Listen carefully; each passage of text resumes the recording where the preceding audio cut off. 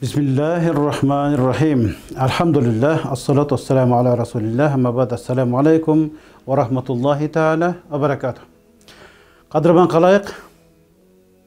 Жалпы елімізге тынчылық қалап, бүгін мына жыл тоғышар мезгілде атайын қайырлы отырам. Анткени адаттағыдайлы жыл тоғышар мезгілде бізде бір оры бар.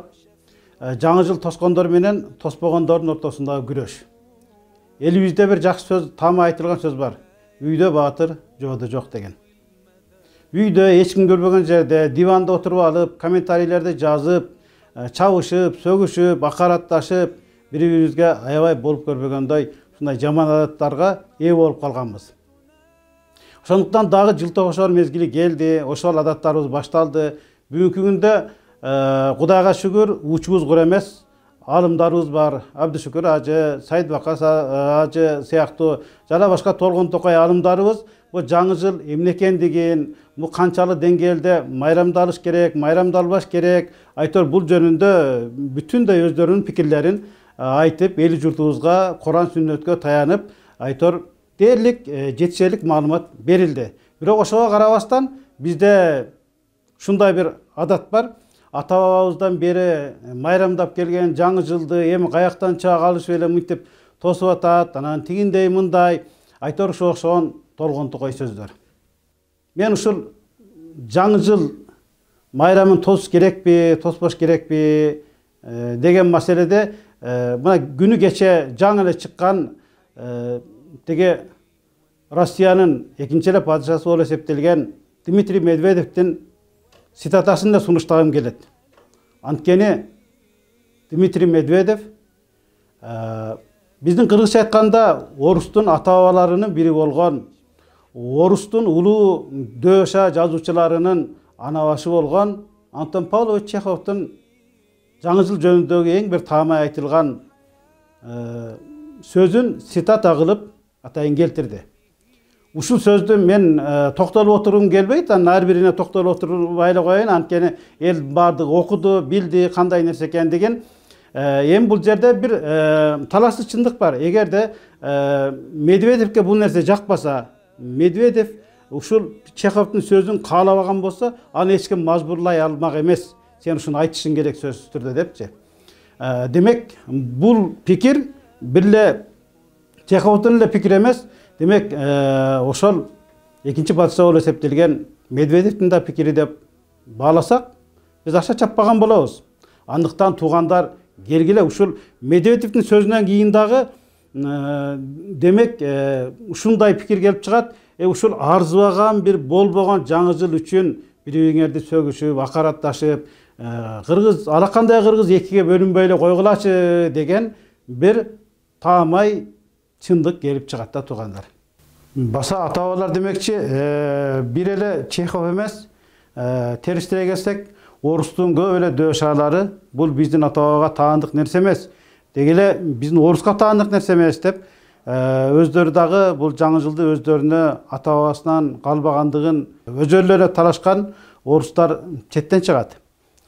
Баса бизде дагы жаңы жыл дегенде эле ушу биздин ата-бабабыздан калган, анан ата-бабабыз ушундай жаңы жыл тосуп келген деген биздин кечеги сенектик доордун жашоочулары эле ушул нерсени бетке кармайт. Кудай жалгарлар, ушул нерсени бир айтыңыздарчы. Биздин кандай сонун чыгармаларыбыз бар, тарыхыбыз бар. Ошол тарыхыбызда Манас кыр чоросу менен жаңы жылды тосуп аткан кезде, Курманбек баатыр жаңы жыл тосуп келатканда, же болсо Курманжан энебиз элине жакшынакай кылып бир жаңы жыл маракесин өткөрүп бергенде, же болбосо мынабы кыргыздын белдүү баатыры Шабдан Баатыр деген наамы бар. Биздин Шабдан Баатыр ушундай кылып бир сонун теге Байтик баатыр менен биргеликте чүйдүн мынау талаасында жаңы жылды сонун кылып өткөрүшкөн экен деген бир тарыхый далилдерибиз барбы өзү туугандар? Ушуну айтыңыздарчы. Өзү бул оруска жакындабагандан кийин биздин кыргыздын тарыхында дегеле бир мындай жаңы жылдын бизге тиешеси таандык жери жок. Бул кечеги эле 70 жылдык сенектик доордун эле бир бизге калтырган бир таасири. Баса айтмакчы, азыр жаштардын баардыгы вахабис болуп кетти, жаштар жаңы жылды тоспойт, майрамдабайт деп арыз муң кылып аткандардын кулагына кулак сырга катары айтып коеюн. Ошол сенектик доор улуу орус достук менен кол берип, кашанын ичинде, тырнакчанын ичинде деп койсок болот. Демек, ошондой болуп келген кезде биздин ата-бабаларыбыз бармагын тиштеп, аттеңдеп, биздин жаштар арак деген ата-бабабыз укпаган нерсеге кирип кетти. Кайдагы бир жаңы жыл деген нерселер таап алышты.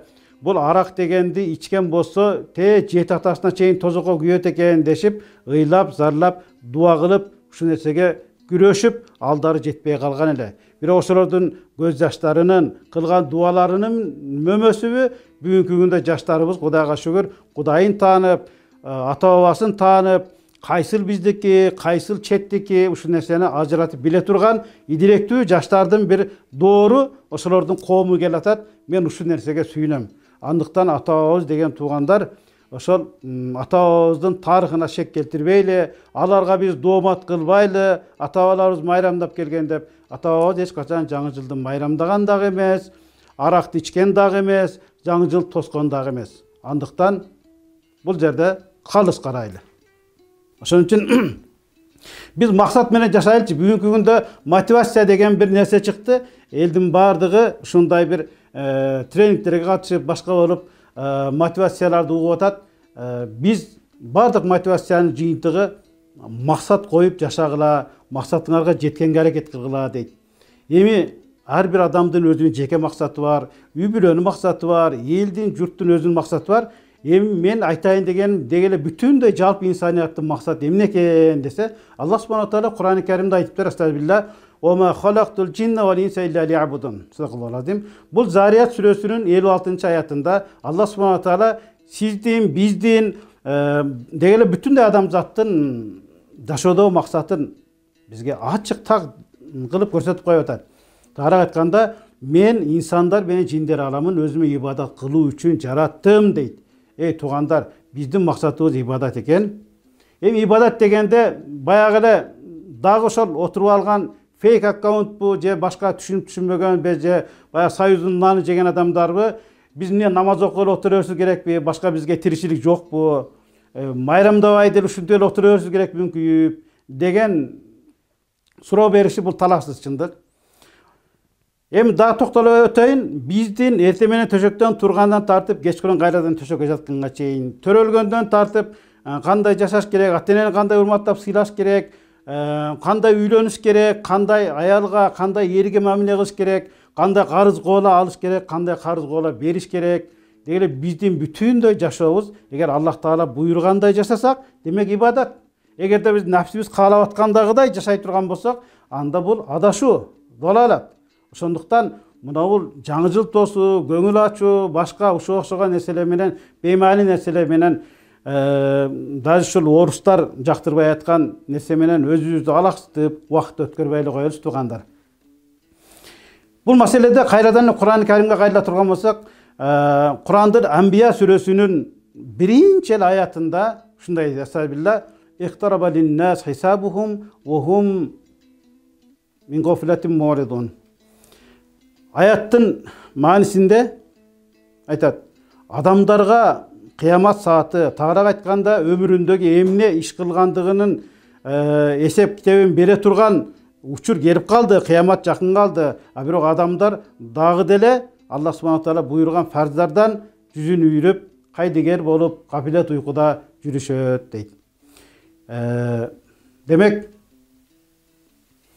биз канчалык ошол Чехов айткандай жаңы жылга көңүл ачууга, бейман нерселерге канчалык алектенбейли, биз жыл өткөн сайын, саат өткөн сайын, секунд өткөн сайын өлүмгө бир кадам жакындап атабыз, эсеп берүүгө дагы бир кадам жакындап атабыз.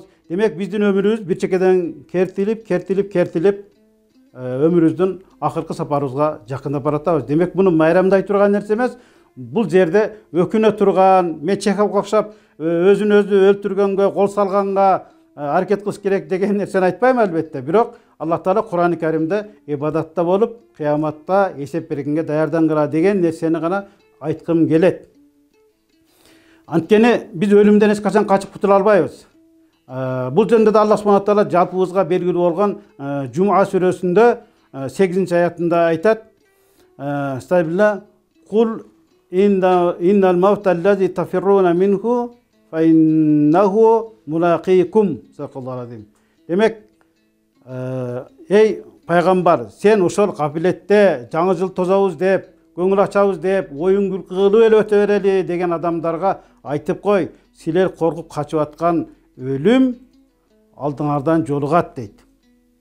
Эмелестетип көрөлү, биз алактап качып бараткан нерсе аркабыздан кууп жетип эмес, демек астыбыздан жолугат экен. Биз канчалык капилетте болуп, кайдыгер болбойлу, баары бир өлүм астыбыздан жолугат. Биз жыл өткөн сайын, ай өткөн сайын, апта өткөн сайын, демек өмүрүбүз кертилип, өлүмгө Аллахтын алдында сурак берген учурга жакындап отурабыз. Андыктан келгиле туугандар, ушундай беймани нерселерди талашып, ушуларда бири-бирибизди душман тутуп, жаман жакшы айтышпастан, ошол эсеп күнүнө, кыямат күнүнө Аллахтын алдына бүтүндөй бир жарык жүз менен барып, баардыгыбыз жаннатта ушундай бактылуу болуп отурганга аракет кылайлы дагы, ушул убактылуу сыноо дүйнөсүн бир жакшы ынтымакчылыкта өткөргөнгө аракет кылалы.